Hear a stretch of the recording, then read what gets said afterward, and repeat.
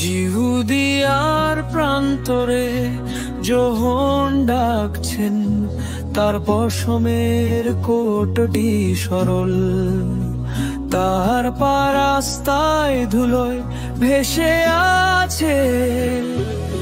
জর্দন নদী মৃদুভাবে প্রবাহিত হচ্ছে, একটি সরার্ক পাঠাচ্ছে, শীঘ্র অনুতাপ করো, স্বর্গরাজ্য নিকটবর্তী। বহুর জন্য পথ প্রস্তুত করো, তারার পথ সোজা করো। মরুভূমিতে ডাক মানুষের হৃদয়কে জাগিয়ে তোলে। আত্মারা ধোয়ার জলে ফিরে আসে, মৃদু প্রবাহিত নদীতে তার জীবন পুনর্নবীকরণের জন্য অনুগ্রহের সন্ধানে।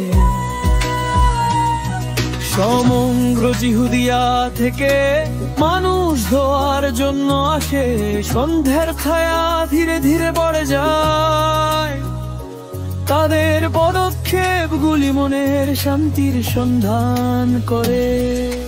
সোহন তাদের দিকে তাকিয়ে ফরিসীদের সতর্ক করে বললেন, হে সাপের বংশধরেরা, ভারম ফল ধরো, গাছের গোড়ায় কুঠার রাখা আছে, ফলহীন গাছকে কেড়ে ফেলা হবে।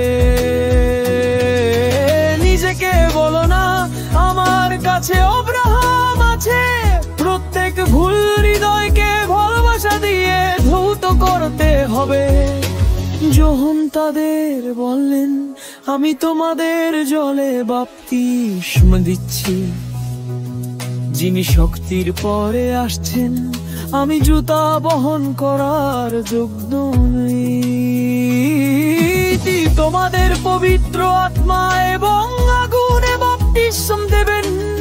আমাদের ভাগ্য ঝাড়তে তার হাতে একটি পরিষ্কার ঝাড়ু, ভালো শস্য গোলা ঘরে ভরে গেছে, আগুনে তুষ্কলে গেছে।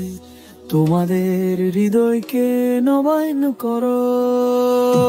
মৃদু বাতাসে একটি আহ্বান অনুতাপ করো এবং ফিরে এসো, তোমাদের জীবনের পথ খুলে দাও প্রভুর প্রবেশের জন্য।